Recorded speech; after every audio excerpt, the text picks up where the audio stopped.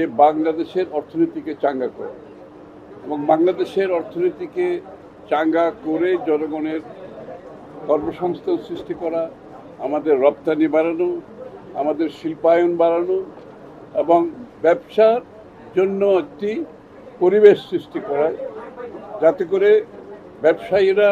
কোনো বাধাগ্রস্ত না হয়ে তাদের কার্যক্রম পরিচালনা করতে পারে। এই জন্য আমরা ইজ অফ ডুইং বিজনেস, ব্যবসাকে সহজ করার জন্য যে বিগত দিনে যে সমস্যাগুলো তৈরি হয়েছে,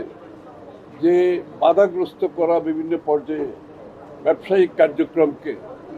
এবং বিভিন্ন রেগুলেশনের মাধ্যমে বাধাগ্রস্ত করা, এখান থেকে বেরিয়ে আসার জন্য ইতিমধ্যে আমরা ডিরেগুলেশন আমাদের বাজেটে সরকারের পক্ষ থেকে বলা হয়েছে এবং ডিরেগুলেশনকে আরও কার্যকর করার জন্য, এটাকে বাস্তবায়ন করার জন্য অনেকগুলো পদক্ষেপের মধ্যে একটি পদক্ষেপ হচ্ছে আজকের এই সভাটা। এবং এই সভাতে আমরা যেটা করেছি, কাস্টমসের ব্যাপারে, পোর্টের ব্যাপারে ব্যবসায়ীদের কার্যক্রম যাতে নিবিড়ভাবে, সিমলেসলি, বাধাগ্রস্ত ছাড়া যাতে চলতে পারে, যার মাধ্যমে ব্যবসায়ীদের খরচ কমবে, আমাদের সাধারণ মানুষের যে দ্রব্যমূল্য, উচ্চ দ্রব্যমূল্য, এর অনেকটা কারণ হচ্ছে পোর্টে এক্সট্রা অতিরিক্ত খরচ হয়, কাস্টমসের দীর্ঘসূত্রিতার বিষয়টা বারবার উঠে এসেছে। এই জন্য আজকে এনবিআর চেয়ারম্যান সাহেব আসছেন, পোর্টের চেয়ারম্যান সাহেব আছেন, আমরা জয়েন্টলি সবাইকে নিয়ে বসে যে কোথায় কোথায় সমস্যাগুলো আছে, প্রত্যেকটি সমস্যা আমরা আইডেন্টিফাই করেছি, চিহ্নিত করেছি এবং প্রত্যেকটি সমস্যার সমাধান কি হওয়া দরকার সিদ্ধান্তও নিয়েছি এবং সিদ্ধান্ত নিয়ে লিপিবদ্ধ করেছি এইটার, এবং কত সময়ের মধ্যে কোন সিদ্ধান্তটা বাস্তবায়ন হবে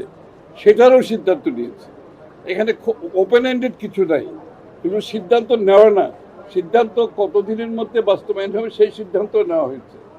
যাতে করে আগামী দিনে পোর্ট কাস্টমস একসাথে কাজ করতে পারে। ওনাদের একসাথে কাজ করার প্রয়োজনীয়তা অনেক দিন আগে ছিল, এটা আমরা এই প্রথমবারের মতো আমরা একটা জয়েন্ট পোর্ট অ্যান্ড কাস্টম যাতে কাজ করতে পারে,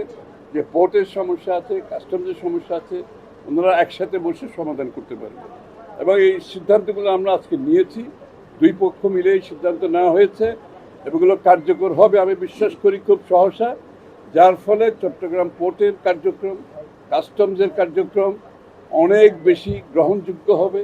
অনেক বেশি এফিশিয়েন্ট হবে, অনেক বেশি কার্যকর হবে, কম সময়ের মধ্যে পণ্য খালাস হয়ে যাবে, কম সময়ের মধ্যে রপ্তানি কার্যক্রম শেষ হয়ে যাবে। এবং এর ফলশ্রুতিতে যেটা হবে, আন্তর্জাতিকভাবে বাংলাদেশের উপর জনগণ, বিদেশিদের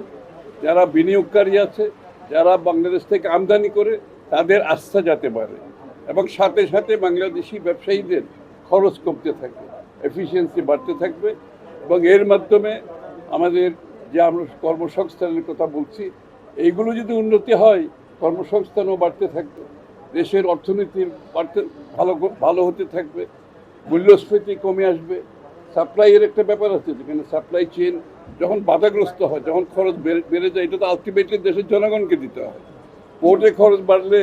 এটা তো জনগণকে দিতে হয়, কাস্টমের কারণে খরচ বাড়লে এটা জনগণকে দিতে হয়। এই খরচগুলো যাতে আগামী দিনে জনগণের উপর না চাপাতে হয়, ব্যবসায়ীদের উপর না চাপাতে হয়, এমনকি